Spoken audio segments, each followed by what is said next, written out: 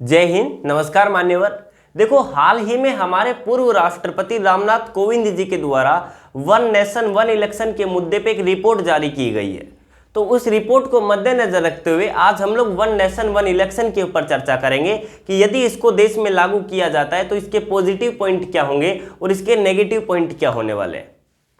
तो देखो दोस्तों, सबसे पहले तो आप ये देखिएगा कि भारत के अंदर जो गवर्नमेंट है इसको हम लोग तीन भागों में डिवाइड करते हैं। एक होती है सेंट्रल लेवल की गवर्नमेंट, एक होती है स्टेट लेवल की गवर्नमेंट और एक होती है लोकल लेवल की गवर्नमेंट। तो इनके जो इलेक्शन है वो अलग अलग समय पर होते रहते हैं। जैसे कि भारत में अभी सेंट्रल गवर्नमेंट के लोकसभा के जो इलेक्शन है वो 2024 में हो रहे हैं। आप लोग देखते हैं हर राज्य में अलग अलग टाइम पर इलेक्शन होते रहते हैं। तो विधानसभा के इलेक्शन जो है हर साल चलते रहते हैं और ऐसे ही होता है जो लोकल गवर्नमेंट के इलेक्शन है, ग्राम पंचायत के जो इलेक्शन है, म्युनिसिपैलिटी के जो इलेक्शन है वो हर समय पर पूरे देश भर में चलते रहते हैं। तो कुछ जो विशेषज्ञ हैं वो बोलते हैं कि जो देश के अंदर पूरे 5 साल पूरे हर समय के लिए जो इलेक्शन का माहौल बना रहता है इससे नेगेटिव इम्पैक्ट पड़ता है। वो बोलते हैं सबसे पहला जो नकारात्मक प्रभाव पड़ता है हर समय चुनाव होने की वजह से, सबसे बड़ा प्रभाव पड़ता है आचार संहिता की वजह से। आचार संहिता क्या है सर? देखो, आचार संहिता का मतलब यह है कि एक ऐसा पीरियड जिस वक्त विकास अवरुद्ध हो जाता है, यानी कि 2024 में अब जब इलेक्शन हो रहे हैं तो इससे 3 महीने पहले आचार संहिता लगा दी जाती है। आचार संहिता जब लगा दी तो जो पार्टी अभी फिलहाल है केंद्र में जिसकी सरकार है वो ना तो कोई विधेयक पास कर सकती, ना ही वो कोई कानून पास कर सकती, किसी भी प्रकार के नए डिसीजन नहीं ले सकती। आचार संहिता का यदि टाइम पीरियड देखा जाए तो बेसिकली दोस्तों 3 महीने का होता है। अब देखो, भारत के अंदर हमेशा इलेक्शन होते रहते हैं। अब जैसे कि मान के चलो 2024 में जो इलेक्शन हो रहे हैं, लोकसभा के चुनाव से 3 महीने पहले पूरे देश भर के अंदर बेसिकली आचार संहिता लगा दी गई। अब देखो, राजस्थान के अंदर जो विधानसभा के चुनाव थे, जो स्टेट गवर्नमेंट के लिए जो इलेक्शन हुए थे वो 2023 में हुए थे। जब राजस्थान में जो स्टेट गवर्नमेंट के इलेक्शन हुए थे उस वक्त भी तो आचार संहिता लगी थी। तो यानी कि जो बेसिकली विधानसभा के जब इलेक्शन हुए थे तो यहाँ पर 3 महीने की राजस्थान में बेसिकली क्या लग गई थी? आचार संहिता। ऐसे ही दोस्तों अब हो सकता है कि आने वाले 2025 के अंदर राजस्थान में फिर दोबारा से आचार संहिता लग जाएगी। क्यों? क्योंकि जब लोकल गवर्नमेंट के इलेक्शन होंगे, ग्राम पंचायत के इलेक्शन होंगे, म्युनिसिपैलिटी के जब इलेक्शन होंगे तो उस वक्त फिर 3 महीने की आचार संहिता लग जाएगी। तो आप लोग देख रहे हैं ना कि 5 साल में जब इलेक्शन होते तो उस वक्त 3 महीने कर करके 9 महीने का जो टाइम पीरियड है, इस वक्त किसी भी प्रकार का विकास नहीं हो पाता है। उस वक्त जो है डेवलपमेंट रुक जाता है। तो हमारे यहाँ पर जो रिपोर्ट है यही बोलती है सबसे पहले कि जो देश भर के अंदर पूरे टाइम जो माहौल बना रहता है इलेक्शन का, इसकी वजह से आचार संहिता लगती है और आचार संहिता लगने की वजह से उस क्षेत्र का जहाँ पर चुनाव होते हैं वहाँ का विकास रुक जाता है, क्योंकि आचार संहिता लग जाती है। अब देखो दोस्तों, दूसरी बात क्या है, वो बोलते हैं कि जब लोकसभा के इलेक्शन अलग होते हैं, विधानसभा के इलेक्शन अलग होते हैं, लोकल गवर्नमेंट के इलेक्शन अलग होते हैं, तो इस वक्त खर्चा बहुत ज़्यादा लगता है। भाई, इलेक्शन करवाने के लिए पूरी की पूरी फौज बुलानी पड़ती है, बटालियन बुलानी पड़ती है, पूरा प्रशासन काम करता है, जो स्टाफ होता है, पोलिंग बूथ है, ईवीएम की जो मशीनें हैं, बार बार लाना ले जाने का खर्चा होता है। स्कूलों के अंदर जब पोलिंग बूथ बनाए जाते हैं तो बच्चों की छुट्टी करनी पड़ती है। तो इससे बहुत ज़्यादा नेगेटिव इम्पैक्ट पड़ता है। तो वो बोलते हैं कि क्यों ना हम लोग एक ऐसा स्ट्रक्चर तैयार करें कि जब व्यक्ति वोट देने जाए तो उसके सामने 3 ईवीएम होगी।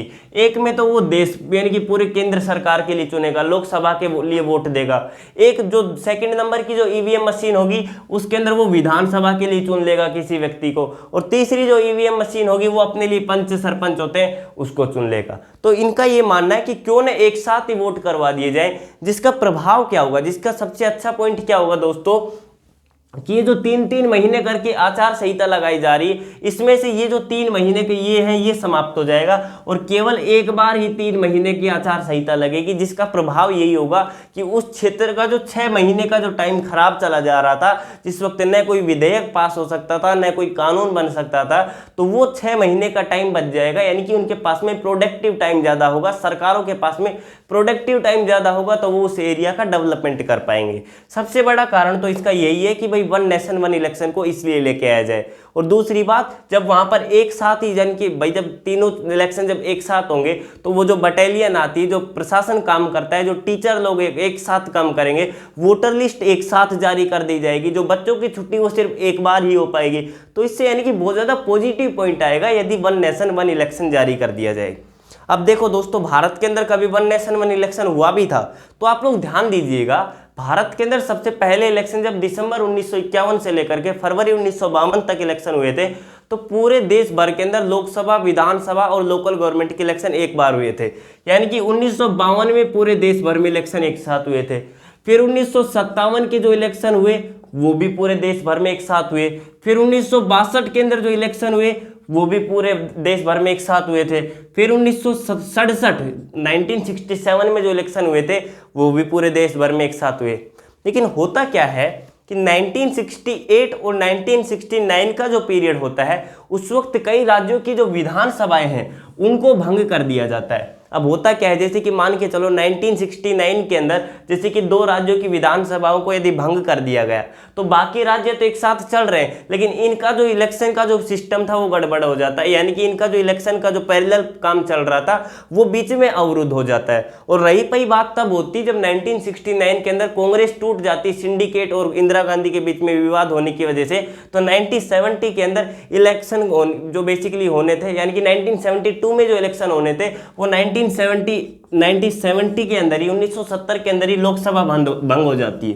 जो चुनाव 1972 में होने चाहिए थे वो 1970 में ही दोबारा से होते हैं। तो आई होप कि आपको ये चीज़ समझ में आ रही है कि एक बार तो ऐसा समय हुआ था जब देश भर के अंदर एक साथ पूरे चुनाव हुआ करते थे। उसके बाद में ये जो सिस्टम है पूरा का पूरा फेल होता चला गया और अभी तक ये व्यवस्था नहीं हो पाई। अब जो रामनाथ कोविंद की जो रिपोर्ट है वो बोलती है कि दोबारा से हम लोग पूरे देश भर में 2029 से वन नेशन वन इलेक्शन को लेकर आएंगे। अब विपक्ष वाले लोग इस चीज़ का विरोध करते हैं। उनका क्या कहना है? उनका सबसे बड़ा कहना है कि लोगों के पास में अपॉर्चुनिटी समाप्त हो जाएगी। कि भाई जब जैसे कि मान के चलो लोकसभा के जब चुनाव हो रहे हैं अभी 2024 में, तो लोग अपनी डिमांड रख सकते हैं। यानी कि जो लोकसभा की जो पार्टियां हैं, उन जो लोकसभा के नेता उनके सामने अपनी डिमांड रख सकते हैं कि हमारे ये काम करोगे तो हम आपको वोट देने वाले हैं। फिर दोबारा से जब विधानसभा के जब चुनाव आएंगे, जैसे कि राजस्थान में जब विधानसभा के चुनाव थे, तो वो लोग जो राज्य की जो पार्टियां थी उनके सामने अपनी डिमांड रख सकती थी। और जो लोकल गवर्नमेंट के जब इलेक्शन अलग टाइम पर होंगे तो वो अलग तरीके से अपनी डिमांड रख पाएंगे। तो यहाँ पर विपक्ष के लोगों का बोलना है वन नेशन वन इलेक्शन क्यों नहीं आना चाहिए। भाई यदि पूरे देश भर में एक साथ इलेक्शन होंगे तो इसका यहाँ पे नेगेटिव इम्पैक्ट ये पड़ेगा कि वो किस किस से अपनी मांग रखेंगे। और दूसरी बात ये भी है कि जो नेशनल इंटरनेशनल मुद्दे होंगे उनमें भावनात्मक रूप से आकर के जिस पार्टी को वो लोकसभा में वोट देना चाहते हैं उसी को विधानसभा में वोट देंगे।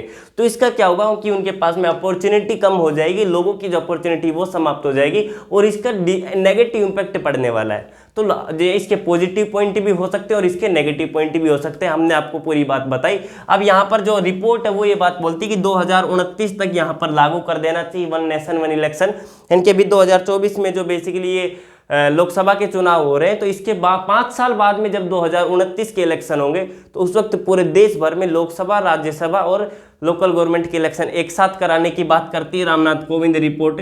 अब यहाँ पर दूसरी बात इनकी ये है कि लोकसभा और विधानसभा के इलेक्शन है वो तो एक दिन हो जाएंगे 2029 में, और जो लोकल गवर्नमेंट के इलेक्शन है, ग्राम पंचायत और जो म्यूनसिपैलिटी के इलेक्शन है, वो इन इलेक्शन के 100 दिन के भीतर करवाना है। यानी कि लोकसभा और विधानसभा के जैसे कि मान के चलो 1 जनवरी 2029 को हुए, तो ये जो लोकल गवर्नमेंट के इलेक्शन है इनके 100 दिन के बाद के भीतर करवाना है।